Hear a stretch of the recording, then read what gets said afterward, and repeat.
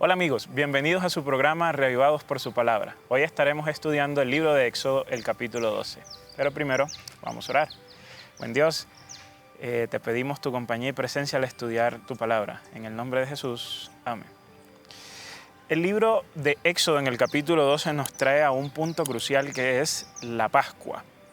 El inicio del capítulo es acerca de las instrucciones que Dios le da a Moisés y a Aarón para que las personas israelitas que están en Egipto, recuerden que todavía el pueblo de Israel no se ha ido de Egipto, puedan celebrar algo especial, que de hecho va a acontecer en la noche en la cual los primogénitos de los egipcios iban a morir.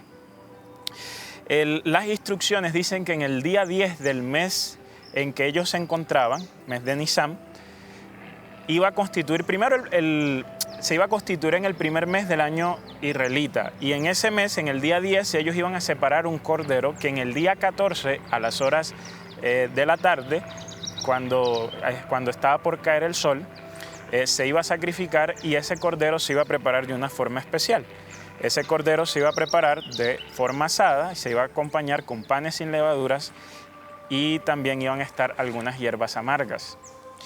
Si bien es cierto que hoy en día no celebramos la Pascua como lo celebraba el pueblo de Israel, la gran pregunta que está detrás de todo esto es por qué Dios instauró la Pascua en primer lugar. La razón, el mismo texto nos los da. En primer lugar, en el versículo 14, nos dice: este día deberán recordarlo y celebrarlos generación tras generación como fiesta solemne en honor del Señor, es un estatuto perpetuo que deben celebrar.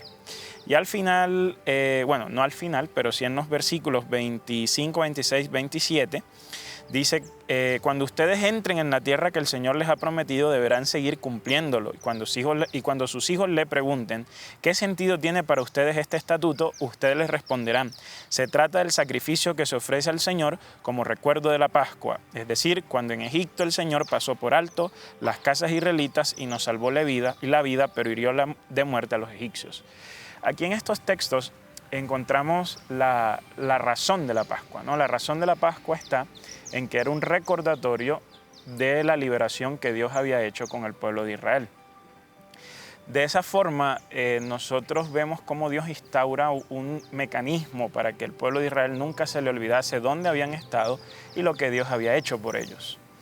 La repetición año tras año de este ritual no tenía el propósito de convertirse en una ceremonia sin sentido, sino que año tras año esto debería servir como un chance para que los israelitas primero le contaran a sus hijos y de esta forma pues sus hijos entendieran lo que Dios había hecho por ellos.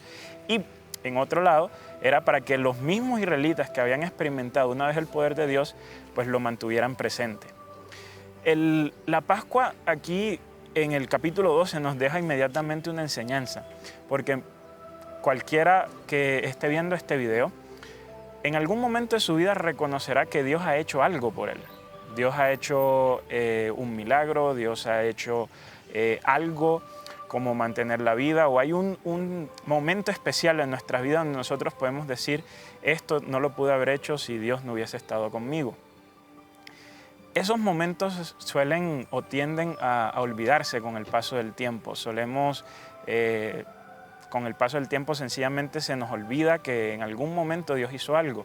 Y esto genera en nosotros una actitud de que cuando olvidamos lo que Dios ha hecho en el pasado, pues también olvidamos o dudamos de lo que Dios puede hacer en el futuro. La Pascua nos enseña que en nuestra vida, si bien no deberíamos sacrificar un cordero para ello, pero sí deberíamos apartar un momento para recordar todas esas cosas que Dios ha hecho en nuestra vida. Todos nosotros deberíamos apartar un momento para contarles a los demás lo que Dios ha hecho en nuestras vidas, para que de esa forma nunca se nos olvide el pasado, nunca se nos olvide de dónde venimos, pero tampoco así dudemos de hacia dónde vamos, y así tengamos la seguridad de que Dios va a estar con nosotros. En el capítulo 12, cuando se habla de la Pascua, también debemos recordar que en el Nuevo Testamento, particularmente el apóstol Pablo habla de que nuestra Pascua ya fue sacrificada y nuestra Pascua es Cristo Jesús. Es decir, el apóstol hace algo que se llama una tipología, que es donde un símbolo de las Escrituras de Israel adquiere un nuevo sentido cuando se mira a la luz de la vida de Cristo. Cuando miramos a la luz de la vida de Cristo, la Pascua, nos damos cuenta que ese cordero que simbolizaba eh, la liberación del pueblo de Egipto, del pueblo de Israel, de Egipto, Cristo es el Cordero que simboliza nuestra liberación del faraón espiritual.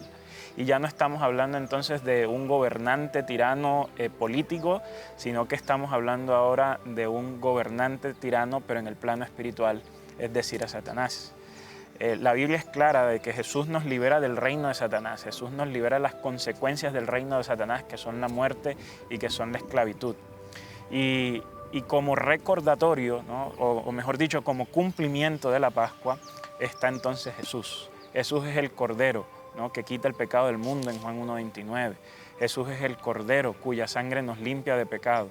Entonces, cuando vemos esto ahora desde la perspectiva de Jesús, debiésemos, así como los israelitas, ¿no? recordaban y le daban gracias a Yahvé a través de esta ceremonia, nosotros también deberíamos darle gracias a Dios por la liberación que ha hecho del pecado, y lo hacemos particularmente a través de dos ceremonias. Una es el bautismo, a través del cual nos conectamos con Dios y testificamos que Él nos ha librado del pecado, y la segunda es la Cena del Señor, a través de la cual recordamos y actualizamos su presencia en medio nuestro y recordamos la liberación que Él ha hecho.